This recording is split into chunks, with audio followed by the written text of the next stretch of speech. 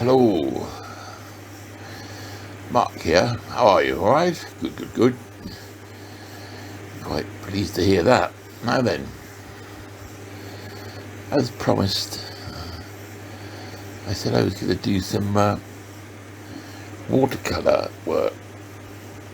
So what we got here really is just a picture I'm going to do so I can actually show you the best use of drawing eyes, because we've got a dragon and a crow. Now the eyes could be much more different really, because the crow's eye is going to be basically sort of dark browns and greys, whilst the dragon eye, which is obviously a mythical creature, we can pretty much please ourselves with. And if you do Google dragon's eye, you'll come across lots of different drawings. Actually, there's lots of, and paintings, lots and lots of artists that actually do dragon pictures, and I have to say they do them better than I do, but this is going to be my take on it, so why not have my little say.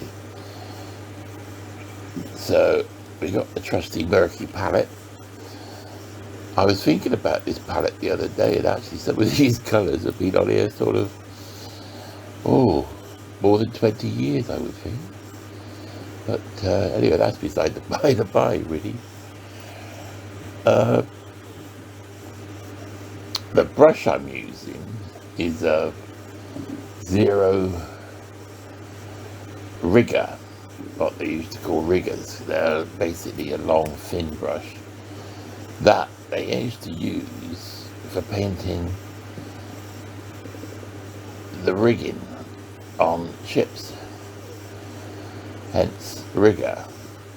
But I use them because I find they're great for drawing lines. I mean, you have to practice a bit to get used to using them, and you really want to try and keep them nicely pointed, because once they go at the end, it's very difficult to get a decent sharp point, which is really what you want. But I mean, the ones like this one I'm using now is quite inexpensive. But what I tend to do with these eyes is, as you can see, I actually put a sort of quite a dark orange in to start with, and by adding water and then I use a kitchen towel. I mean, you can use sponges or whatever you want. You can remove, if you put some water, just water on it after you've actually put the colour on, you can just lift that off with a kitchen towel. Use the light, the white of the actual paper, and that really is, like I said before, you start off light and get darker, because it's easier to remove light colours than it is dark colours. And I mean, you may want to paint a dark eye, that's entirely up to you. I mean, like I said, there's very different ways of doing this, and like I said, if you add more and more water, like I'm doing, you can see what's the effect that happens, because I like to sort of do these eyes in the, well, a dragon would be a lizard, so there's plenty of actual lizards, so you can get an idea of how they act. Now sometimes you could actually just have a very thin line down through the centre of the eye. I mean, it's like a human eye in effect. It depends on how much light there is. If it's very dark, then obviously the centre of the eye would be quite large to absorb more light for it to see. Um, now, you can. This is when they start to come to life, when you start putting these highlights of the white onto the eye. Now, this is one of my favourite parts of doing one of these eyes, or an eye on anything. I recently did a watercolour of a dog, and like any other picture, the eyes are really important, and especially on a dog, because I don't know why, that dogs tend to look very sad. Now, I don't know if that's a thing that they do consciously to get you to feed them, or not take them for a walk when it's raining. I don't know. I'm sure dogs aren't that devious. Cats, on the other hand, I think probably could be very devious. My poor old cat Gracie, she was always up to no good. And, oh yes, she was forever hungry. And quite a big appetite she had, which consequently created quite a big belly. And which, in the end, stopped her jumping about so much.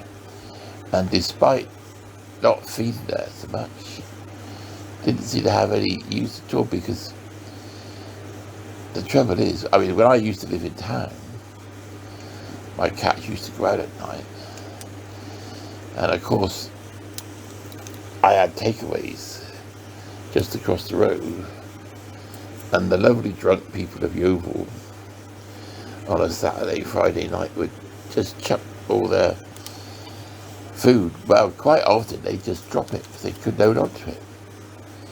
And consequently, Gracie and my other cat, Thomas, would go out and feast on all these lovely kebabs and Chinese. Gracie was quite partial to the Chinese, which was kind of handy, really, in those days.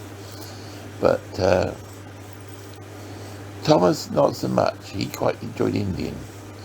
Obviously not too hot. He would go more for a korma, I think, than a madras or a vindaloo. As would I. I can't understand why you'd want to go and eat something that would torture you. My brother used to do it. Oh dear, oh dear.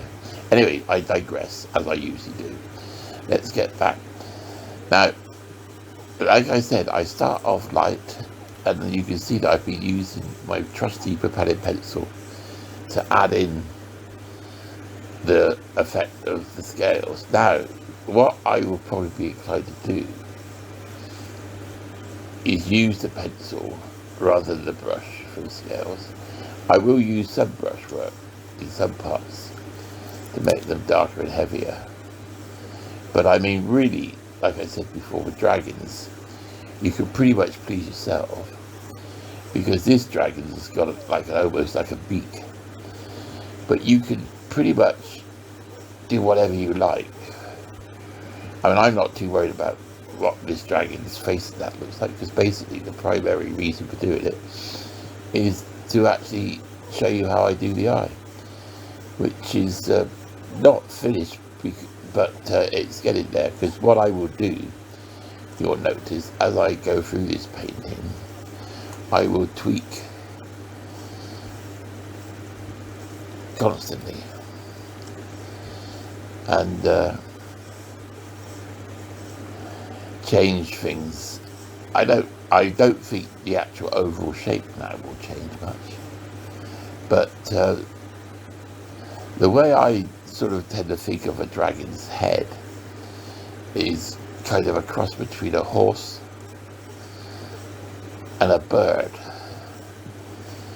because I think if you actually, and this dragon in particular, you would see that I've actually tried to make the skeleton of the actual creature is quite bird-like, and of course they have wings and they fly, so that's another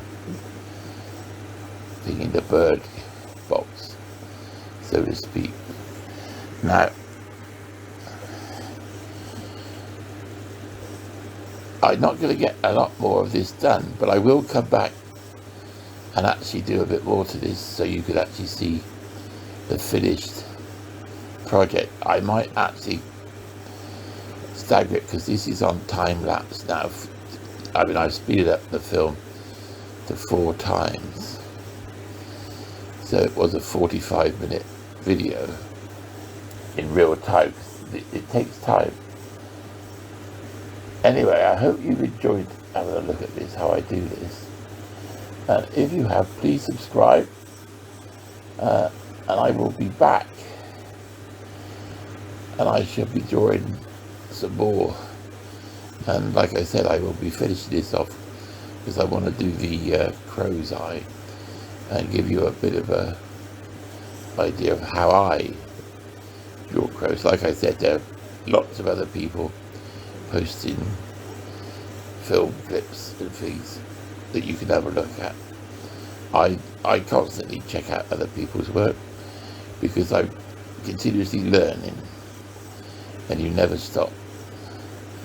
Okay, well, bye for now. Take care.